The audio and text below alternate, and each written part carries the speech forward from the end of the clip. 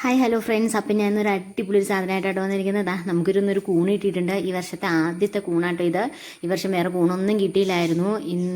കഴിഞ്ഞ ദിവസത്തെ മഴയിൽ കിട്ടിയതാട്ടോ. നമ്മുടെ പറമ്പിൽ നിന്നല്ല കേട്ടോ, അപ്പുറത്തെ പറമ്പിൽ നിന്നാട്ടോ നമുക്ക് ഈ കൂണ് കിട്ടിയത്. അപ്പോൾ അത്യാവശ്യം വലിപ്പമുള്ള വലിയൊരു കൂണാണ് കിട്ടിയത്. കാലിന് നല്ല നീട്ടമുണ്ട്. പിന്നെ പറിച്ചെടുത്തപ്പോൾ കാലിൻ്റെ പകുതി ഒടിഞ്ഞു പോയിട്ടുണ്ട്. ഇനി നമുക്കിതൊന്ന് നന്നാക്കി എടുക്കാം. അപ്പോൾ അതാ ഇതുപോലെ പതിയെ പിടിച്ചിട്ട് ഇങ്ങനെ ഒടിച്ചിട്ട് ഇങ്ങനെ താഴോട്ട് വലിച്ചു കഴിഞ്ഞിട്ടുണ്ടെങ്കിൽ ഇതിൻ്റെ സ്കിന്നിങ്ങനെ ഊർന്നിങ്ങനെ പോരും കേട്ടോ. ബാക്കി പോരാത്തത് നമുക്ക് പയ്യെ കത്തി വെച്ചിട്ട് ചിരണ്ടി കൊടുത്താൽ മതി. അപ്പം നല്ല ക്ലിയറായിട്ട് ഇത് പോകുന്നോളൂ. നല്ല കൂണാണെങ്കിൽ ഇങ്ങനെ ഊർന്ന് വരാമെന്ന് പറഞ്ഞു കേട്ടിട്ടുണ്ട്. ഇനി പോരാത്തത് ഇതുപോലെ കത്തി വെച്ചിട്ടൊന്ന് ചിരണ്ടി കൊടുത്താൽ മതി.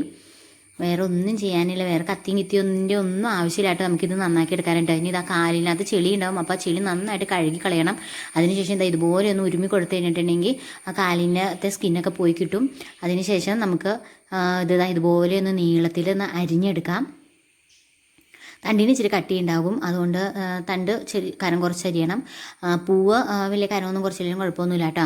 ഇനി ഇത് അരിഞ്ഞതിന് ശേഷം നമുക്കിത് ഇച്ചിരി മഞ്ഞൾപ്പൊടിയും ഇട്ട് വെള്ളം ഒഴിച്ച് ഒരു 10 മിനിറ്റ് ഒന്ന് വയ്ക്കാം. കാരണം ഇനി ഇതിനകത്തുള്ള പുഴുവോ പിന്നെ നല്ല കൂണാണോ പഴക്കം ചെന്ന കൂണാണോ എന്നൊക്കെ അറിയാൻ വേണ്ടിയിട്ടും വിഷമുള്ള കൂണാണോ എന്നൊക്കെ അറിയാൻ വേണ്ടിയിട്ടാണ് മഞ്ഞൾപ്പൊടിയിൽ ഇട്ട് വയ്ക്കണം. അപ്പോൾ നിറം മാറി വരുമെന്നാണ് പറയണത്. അപ്പോൾ നമുക്കും ഇതൊരു 10 മിനിറ്റ് മഞ്ഞൾപ്പൊടിയിൽ ഇട്ട് വയ്ക്കാം.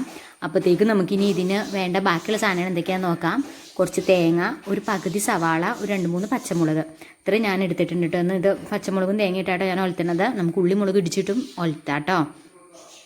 പിന്നെ അദ്ദേഹം കൂണ് ഞാൻ കഴുകി വാരി ശരിക്കും പിഴിഞ്ഞ് വെച്ചിട്ടുണ്ട്. നന്നായിട്ട് ഞെക്കി വെള്ളം കളയണം കേട്ടോ, ഇല്ലെങ്കിൽ കൂണിനകത്ത് വെള്ളം കുടിച്ചിരിക്കും. അപ്പോൾ നന്നായിട്ട് ഞെക്കി പീച്ച് വെള്ളം കളഞ്ഞ് വെച്ചേക്കണം കൂണാട്ടോ അത്. ഇനി നമുക്ക് ചട്ടി വയ്ക്കാം. ചട്ടി നന്നായിട്ട് ചൂടായിട്ടുണ്ട്. കടുക് പൊട്ടിച്ചതിന് ശേഷം സവാളയും പച്ചമുളകും ഇട്ട് നമുക്കിതൊന്ന് വഴറ്റിയെടുക്കാം. പിന്നെ ഇച്ചിരി ഉപ്പും മഞ്ഞൾപ്പൊടിയും കൂടി ഞാൻ ഇട്ട് കൊടുത്തിട്ടുണ്ട്.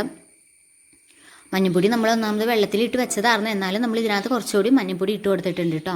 ഉപ്പിട്ട് വഴറ്റുവാണെങ്കിൽ പെട്ടെന്ന് ആയി കിട്ടുമല്ലോ. ഇനി പഴന്ത് കഴിഞ്ഞിട്ടുണ്ട്. നമുക്കിനി ഇതിനകത്തേക്ക് കൂണിട്ട് കൊടുക്കാം. കൂണ് നമ്മൾ നന്നായിട്ട് ഞെക്കി പീച്ചെടുത്ത കാരണം ഒരു കട്ടയായിട്ടായിരിക്കണം. അപ്പോൾ അത് നന്നായിട്ട് വിടർത്തി വേണം ഇട്ട് കൊടുക്കാനായിട്ട്. ഇല്ലെങ്കിൽ അത് അതുപോലെ തന്നെ ഇങ്ങനെ കട്ട കുത്തി അതിനകത്ത് കിടക്കും.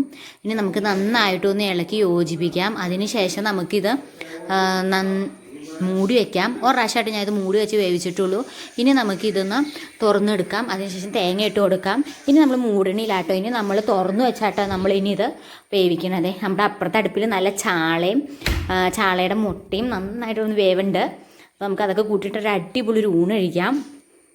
അപ്പോൾ ഞാൻ മൂടി തുറന്ന് ഇടയ്ക്കിടയ്ക്ക് കൂണ് ഇളക്കി കൊടുക്കേണ്ടി കിട്ടും. ഇതിനകത്ത് വെള്ളം ഉണ്ടായിരുന്നു, വെള്ളം വറ്റാൻ വേണ്ടിയിട്ട്. അപ്പോൾ നമ്മുടെ കൂണ് ഇവിടെ റെഡി ആയിട്ടുണ്ട്. അപ്പോൾ എല്ലാവർക്കും എൻ്റെ കൂണിൻ്റെ റെസിപ്പി ഇഷ്ടപ്പെട്ടു എന്ന് വിചാരിക്കുന്നു. ഇഷ്ടപ്പെട്ടാൽ ലൈക്ക് ചെയ്യാനും ഷെയർ ചെയ്യാനും സബ്സ്ക്രൈബ് ചെയ്യാനും മറക്കരുത്. നല്ല അടിപൊളി പരിപ്പും കുമ്പളങ്ങ കറിയും ചാളമീൻ പൊരിച്ചതും മീനിൻ്റെ മുട്ടയും കൂണ് തോരനും കൂട്ടി നമുക്കൊരു അടിപൊളി ഒരു ഊണ് കഴിക്കാം. അപ്പോൾ ഇന്നത്തെ വീഡിയോ അത്രേ ഉള്ളൂ. എല്ലാവർക്കും എൻ്റെ വീഡിയോ ഇഷ്ടപ്പെട്ടു എന്ന് വിചാരിക്കുന്നു.